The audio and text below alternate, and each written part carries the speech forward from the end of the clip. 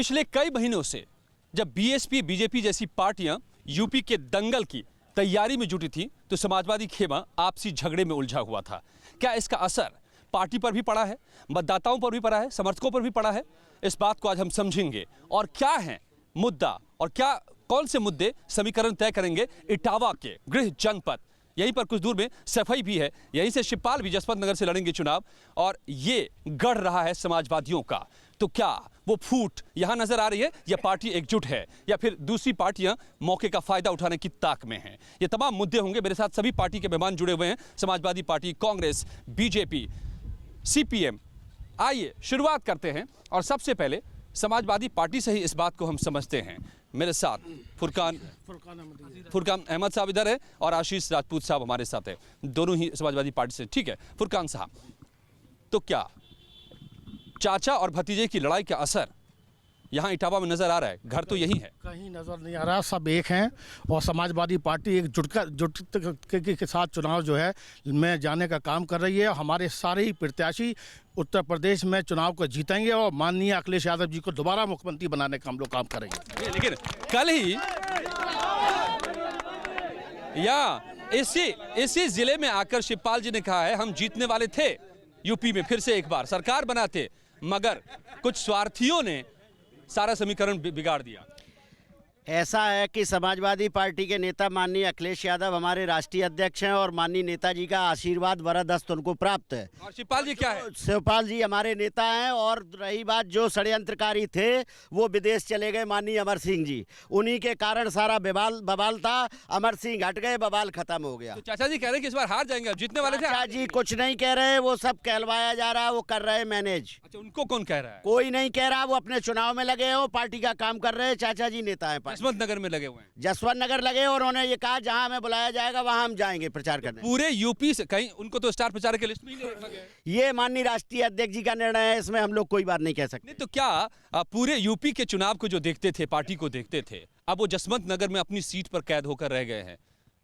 क्या खामोशी से बैठेगा शेर या जवाबी हमला करेगा? वो पार्टी के साथ थे और पार्टी के साथ रहेंगे। ये गलतफहमियां लोगों ने पैदा की हैं और वो गलतफहमियां बन के रह जाएंगी जब उत्तर प्रदेश के चुनाव आएंगे और उत्तर प्रदेश के मुख्यमंत्री अखिलेश यादव जी होंगे। तो मुलायम के लोगों वाली पार्टी कौन सी है? वो बाहर चले गए, सारी पार्टी को एक ही कर दिया गया है। जो लोग थे बाहर के वो बाहर चले गए, अंदर के लोग। फिर ये मुलायम के लोग की जो तख्ती लगी हुई है आप सबको पता है, आप जानते हैं, तो वो कौन लोग हैं? फिर वो कौन लोग हैं? ऐसा है कि दूध पीने वाले मजनू थे वो अखिलेश के साथ आ गए और खून देने वाले मजनू बाहर कर दिए गए।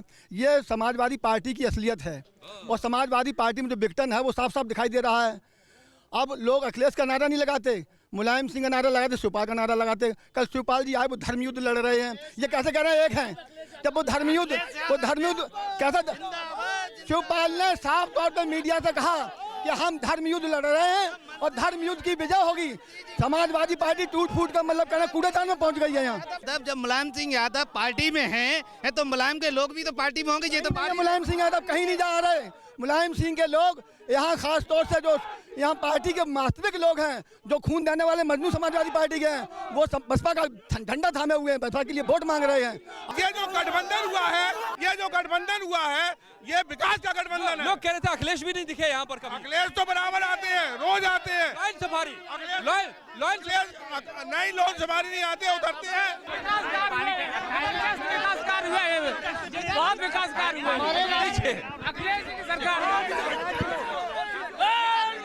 बहुजन समाज पार्टी की उत्तर प्रदेश में सरकार बनेगी और समाजवादी पार्टी के गुंडा राज और भारतीय जनता पार्टी समाजवादी पार्टी के गुंडा राज और भारतीय जनता पार्टी के नोटबंदी के बुरे और क्रूर फैसले के कारण उत्तर प्रदेश की जनता ने फैसला कर लिया है कि हम उत्तर प्रदेश में माननीय बहन जी के नेतृत्व में अच्छी सरकार बनाएंगे। 27 साल में जो यूपी बेहाल हुआ, उसमें इन 10 सालों में इन्होंने क्या क्या बेहाल किया? इसमें जो 17 साल वालों से पूछिए, जिसमें 10 साल वालों से क्या 10 साल में यहाँ जो इटावा जनपद में कांग्रेस के बाद जो भी विकास हुआ है वो समाजवादी पार्टी ने किया है। अच्छा सुनिए, मैं एक चीज पूछता हूँ, मुझे सुनिए, ये सारे युवा हैं, सूती मिल बंद हो गया, दूसरा मिल क्यों नहीं आया? यहाँ इससे बड़ा प्रोजेक्ट कांग्रेस ने लगवाया एनटीपीसी, वहाँ 1 लाख लोग, समाजवादियों ने क्या लगवाया? ये एक यहाँ कांग्रेस की बात कर रहे हैं, यहाँ रोजगार की। और बता दें, जो गठबंधन हुआ है हमारा, राहुल और अखिलेश का संदेश स्पष्ट मिलेगा, जनादेश। क्या यहाँ तो कहा जा रहा है कि सब कुछ हरा भरा है, अखिलेश ने, समाजवादी सरकार ने इतना कुछ कर दिया है कि किसी को कुछ नहीं चाहिए। देखिए, जहाँ तक पारिवारिक कलह की बात है, उनके परिवार की कलह हमें कुछ नहीं कहना, लेकिन वो कलह खुल के आ गई है, तो जमीन पर भी दिखाई दे रही है। इन पे दिखाई दे रही है। और ये लोग जो न माने, वो कबूतर की तरह है, कबूतर के ऊपर जब छुरा चलता है तो गर्दन नीचे कर लेता है, वही वाली कहावत हो रही है। वो कह रहे हैं कि यहाँ पर हमने एक्सप्रेसवे बना दिया, हमने मेट्रो चला दिया, हमने सब जिलों का। ये किसानों से इनका कोई लेना देना नहीं है। इसका भी सौंदर्यीकरण किया है, जहां आप ये खड़े हैं, ये देख रहे हैं, इसका भी सौंदर्यीकरण के लिए अखिलेश जी ने रुपया दिया है।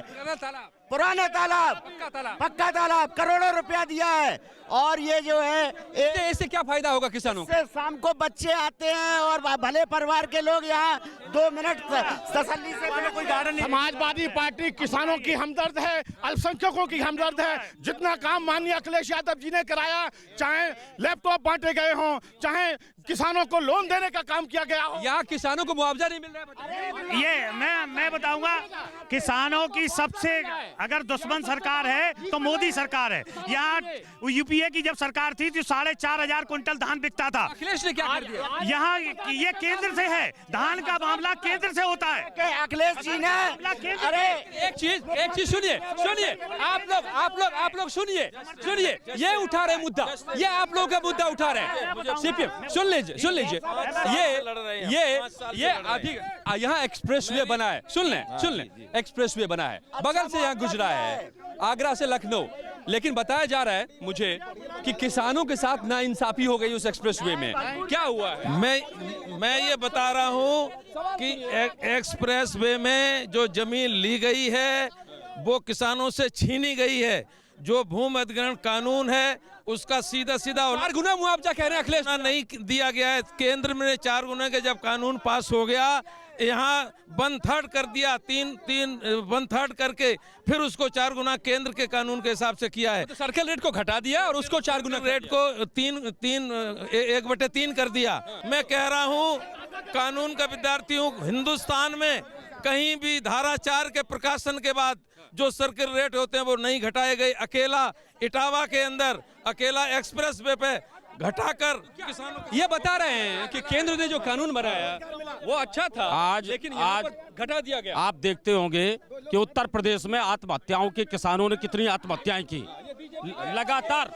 लगातार किसानों ने आत्महत्याएं की। भारतीय जनता पार्टी में माननीय कल्याण सिंह के शासन में मंडी शुल्क का समापन हुआ। भारतीय जनता पार्टी ने किसान क्रेडिट कार्ड दिया और किसानों का सुनेरियो है तो भारतीय जनता पार्टी ने क्या किया? अखिलेश यादव ने अपराध का विकास किया, भ्रष्टाचार का विकास किया, बलात्कार की बाढ़ आ गई, ट्रांसफर पोस्टिंग के उद्योग के माध्यम से अधिकारियों का शोषण किया गया।